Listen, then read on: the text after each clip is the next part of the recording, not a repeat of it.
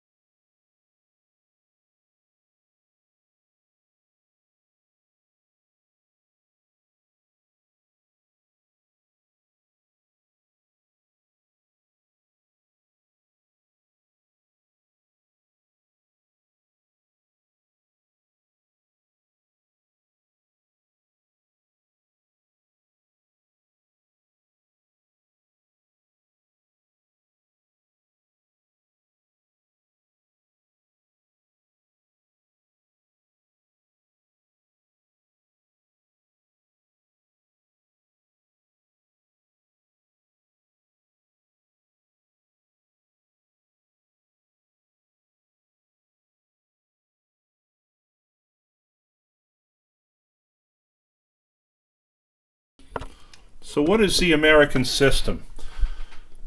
As the nation was beginning to transform, and the war had helped that in a large way, many believed that the country needed to have a national market economy in which you had diversified production based on geography, freedom from European dependence, which was against what Jefferson had wanted. Remember, Jefferson did not mind European dependence. He said, we'll trade our foods for their stuff. This was sponsored by Henry Clay, so it's showing the transition of the nation. And in order to make the national market economy a reality, you needed to have a new national bank. And so they're going to make a second bank of the United States, in which they unify the national currency once and for all. And this would then spur further national production, that is, the growth of industry.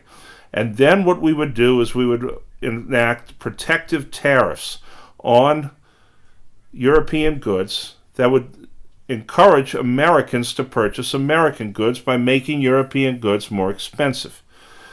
The Tariff of 1816, promoted by Clay and Calhoun, now helps achieve this.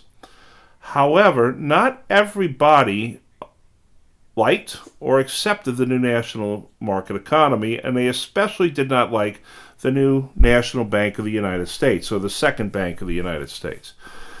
And so the case of McCulloch v. Maryland came before the Marshall Court, another great case of the Supreme Court.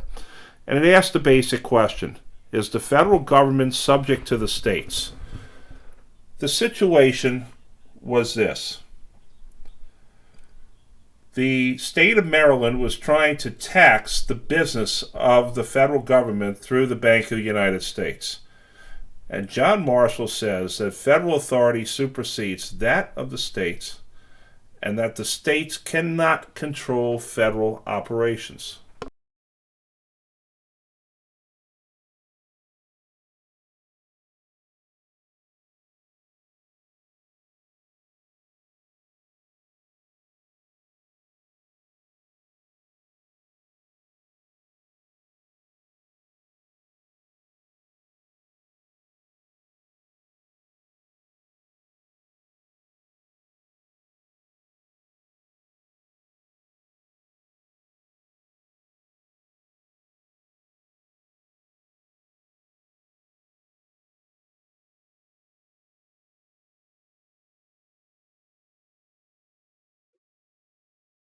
Throughout the war, the Federalist Party had been chafing at the entire operation. They felt that it had hurt them specifically. The embargo was killing their business. Remember that the Federalist Party are the merchants and financiers of the American Republic. And now they begin to talk about seceding from the Union.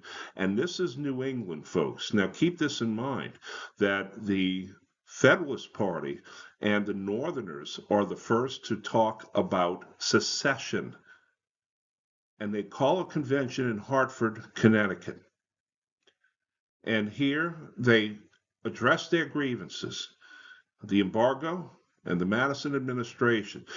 Essentially, what this is a Federalist pouting tantrum because they had been kept out of the White House since the Adams administration. And many people perceived it as such, even though they were being hurt by the embargo. At the time they called it, they had not yet ended the war. But then comes the Treaty of Ghent, and then comes the Battle of New Orleans, and it makes the Federalists look like a bunch of tomfools. And this is really the stake through the heart of the Federalist Party. From this point onward, the Federalist Party is going to dissolve and fall apart. The party falls apart. The party apparatus, such as it existed back then, falls apart. But the people that belong to the party, they don't go anywhere. They are going to be sort of out in the wilderness, so to speak, political wilderness. Some of them are going to migrate over to the Democratic Republican Party, which will soon become known simply as the Democratic Party. Others will start to form another party eventually, but we'll get to that down the line. But this is the end of Hamilton's great vision for America at the time, the dissolution of the Federalist Party.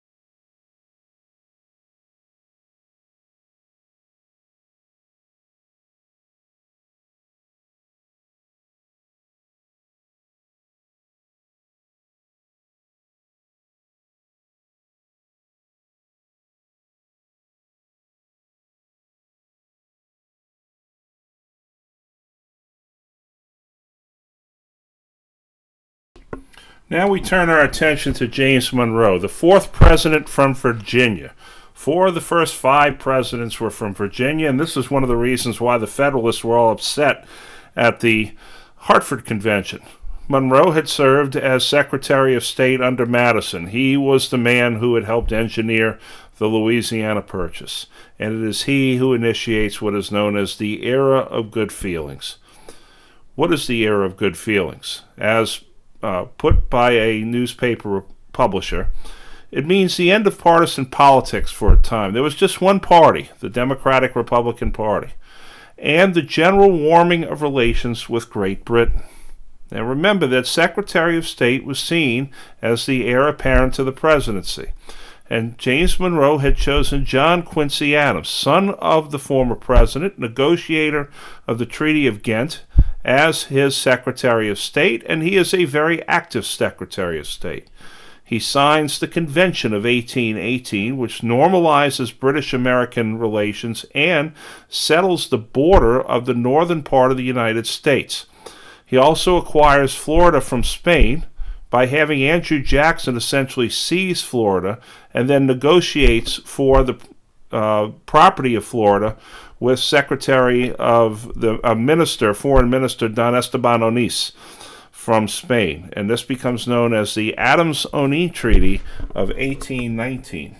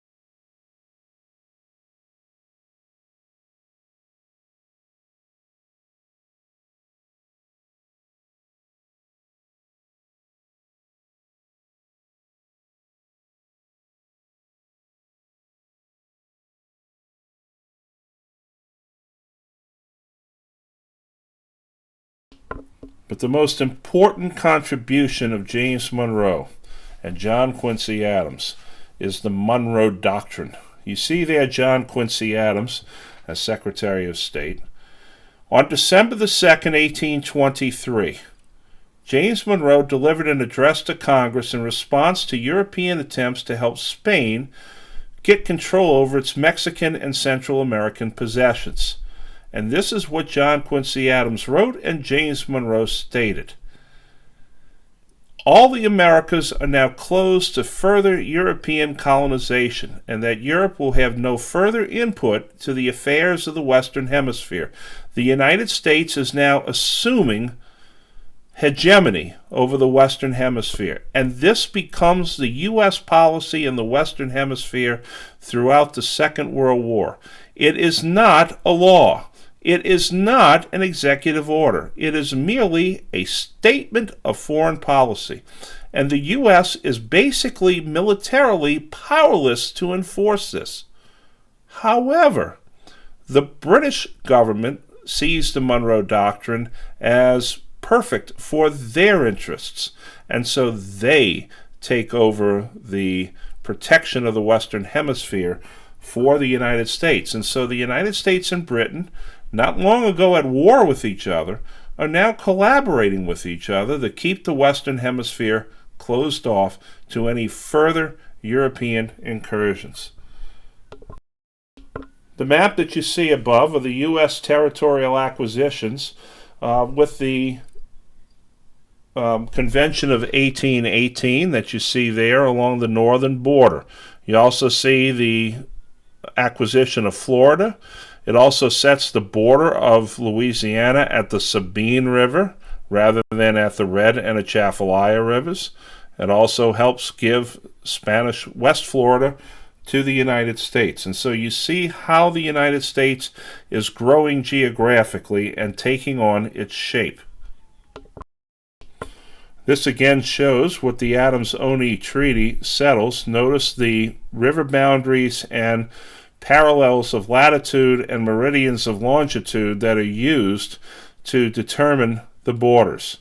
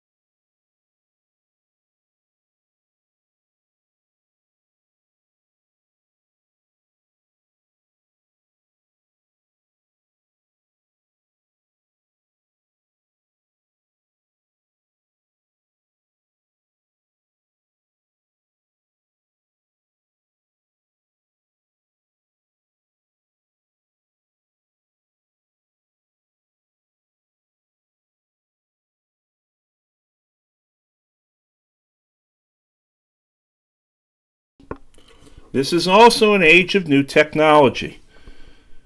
Usually, a time of war produces a post-war time of technology, and this is no exception.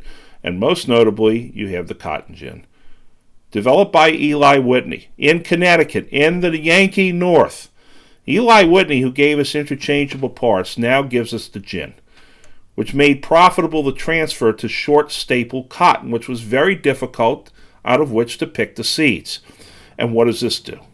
Well, on the market side, cotton production increased tenfold, especially when you could hook up a gin, which is essentially a wire brush that combs the seeds out. When you can hook a gin up to a steam engine, now you're in, well, to say a phrase, high cotton.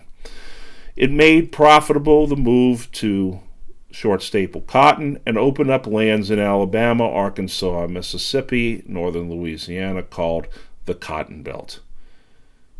That means that people want those lands. It means that people are already living on those lands that the people want. It also transformed slavery. Slavery, which many thought was going to die on the vine by the early 1800s, now blooms back into existence with cotton production. And it transforms the nature of slavery itself. Less specialization required to pick cotton, more dehumanization. And it transforms the economy as well to a single crop system. Cotton is so lucrative, you use all your land for cotton, and just like tobacco, cotton drains the soil and requires a great deal of upkeep. And when you have a single crop system, you have a lack of diversity, and that is not a good thing. There you see an early hand-cranked version of the gin. Notice the wire brushes and steel combs and so forth.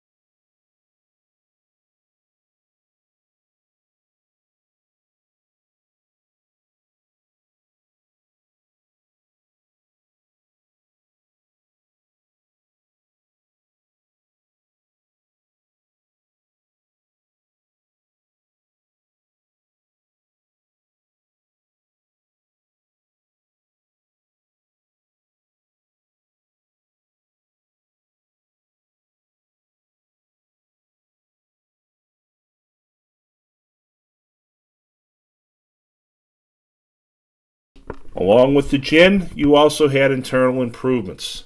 People began to build roads, the turnpikes, the Pennsylvania and New Jersey turnpikes. The federal government gets into the act with the national road that links Baltimore all the way to the Ohio River and then to Vandalia, Illinois. New York, seeing Baltimore as a rival, now decides to link itself up to the Great Lakes with the New York State Barge Canal, better known as the Erie Canal. And steam propulsion makes water travel far more easy, especially when you can start going upriver. Robert Fulton and his North River steamboat, who you see there, and Henry Xxiv, who develops the flat-bottom steamboat and manages to clear the Red River of all the log jams, and for this, a town in northwestern Louisiana gets named for him. The cotton gin, the internal improvements, the national market economy, the building of roads, the industrialization of the United States leads to that major moment in U.S. history called the Market Revolution. What is the Market Revolution? In the 1820s and the 1830s, America begins to challenge Europe economically, commercially. The rebirth of the mercantile system takes place.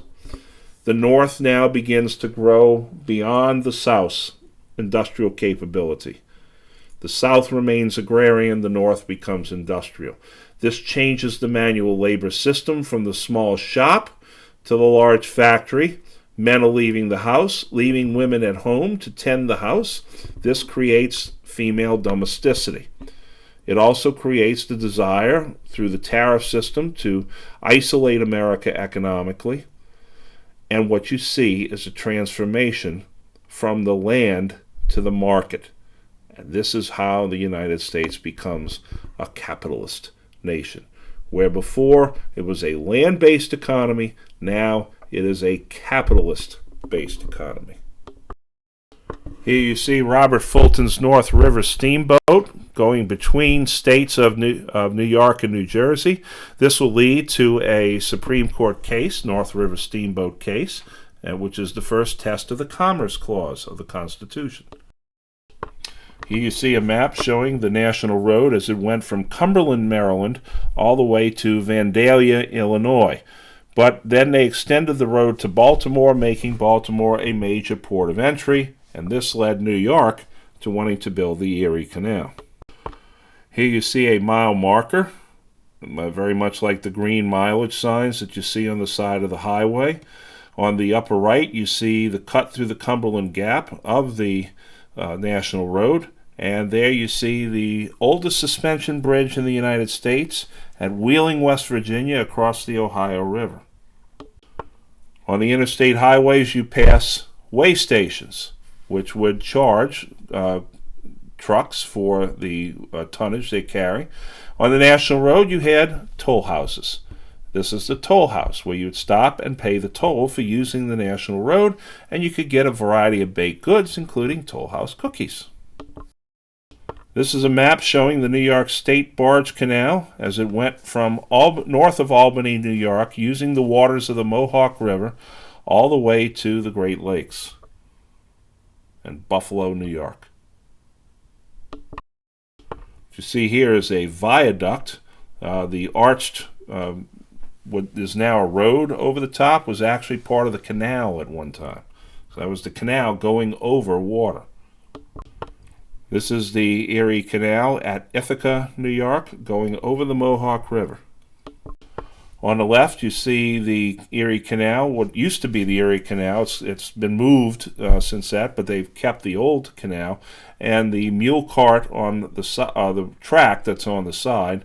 And on the right, you see an old lock system that's now been converted into a scenic walkway, but that was a lock system for the Erie Canal that would lift and lower barges to higher elevations.